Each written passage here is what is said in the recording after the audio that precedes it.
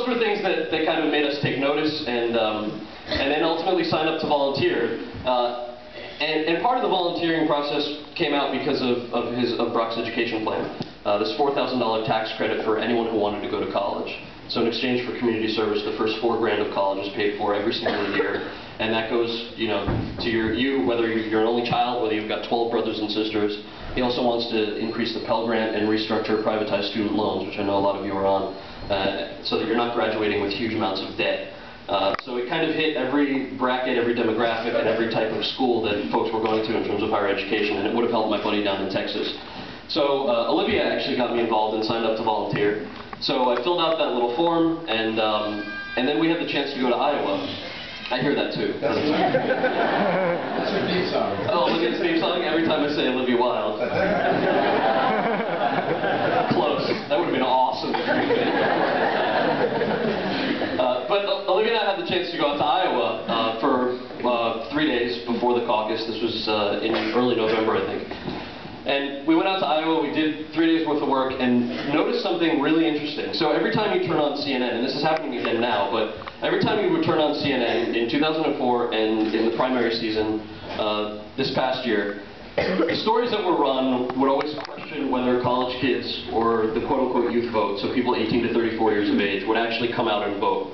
And the presumption was that we didn't care, and I always assumed that people who ran political campaigns were older. And we get to Iowa, and it's the same here in New Hampshire, and most of Senator Obama's staffers and volunteers were under 25. And those who weren't under 25 were under 35. And they kind of convinced us to do a little more work and to stay.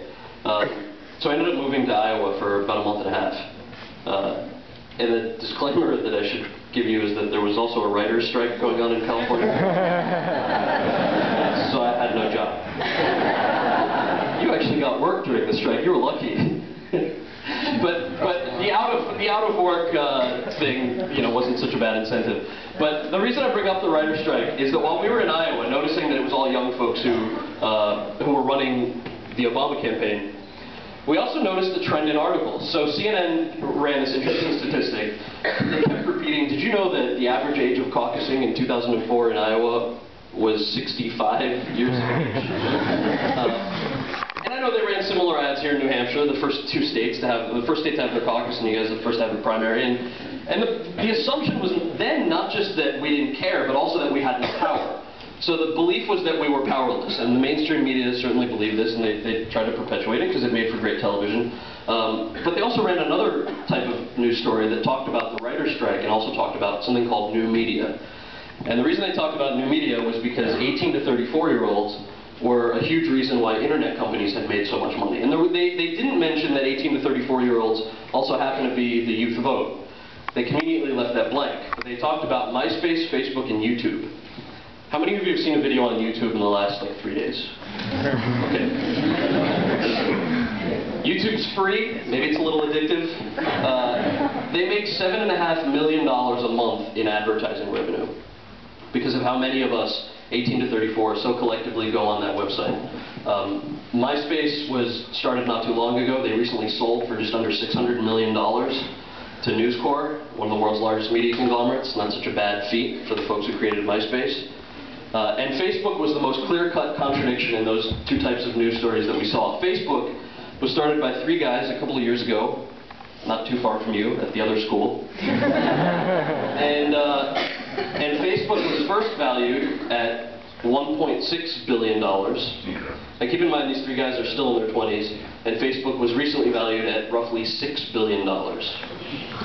So we're sitting there in the primary and caucus states and saying to ourselves, wait a second, we've already made $6 billion for our peers' companies just by sitting in front of our computers and tagging photos and messaging your friends and waking up in the morning and very quickly untagging the photos that you tagged.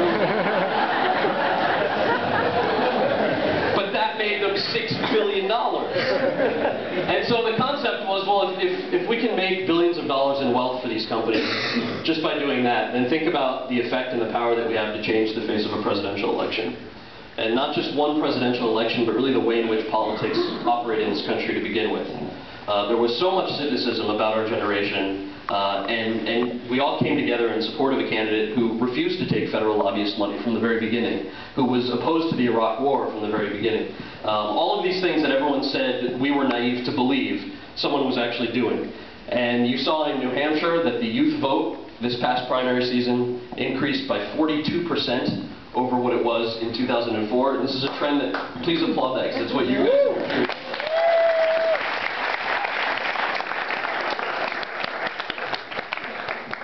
And because of the example that you set, college and university students all over the country continued that trend, and I think the highest that it hit was a peak in Florida, where they had a 300% increase in youth vote turnout between 2000 and this past primary season. So the reason that we're bringing that up is because we want you, and I'm gonna go a step further and say that we need you to volunteer. There are 23 days left until we have the opportunity to change the face of the free world. And the youth vote was critical in making that happen. The #2 news story on CNN after the Iowa caucus, and then followed by the New Hampshire primary. The #1 news story in Iowa was that Barack and Mike Huckabee won the Iowa caucuses. And the #2 news story was that the youth vote was critical in making that happen. And so the ball is very much in your court. If you choose to do nothing, you're one of 48,000 college students in the state of New Hampshire. And as Olivia and Justin pointed out, the last 2 elections in New Hampshire were decided by 7,000 and 9,000 votes respectively. So college students can single-handedly decide the fate of the election. New Hampshire is a swing state. Every single vote will actually count. So we want you to register to vote. If you think you're from out of state and can't vote here, or if you think you're going to fill out your absentee ballot and send it home to Massachusetts or Vermont or California or Texas, why don't you not do that? Re-register. You have a fair shot and a fair opportunity to do so, and we're encouraging you to do that. Wednesday's the voter registration drive here on campus from 4 to 7:30. Please take advantage of that, because your vote is so much more heavily weighted here. You have an opportunity to vote and have your voice heard.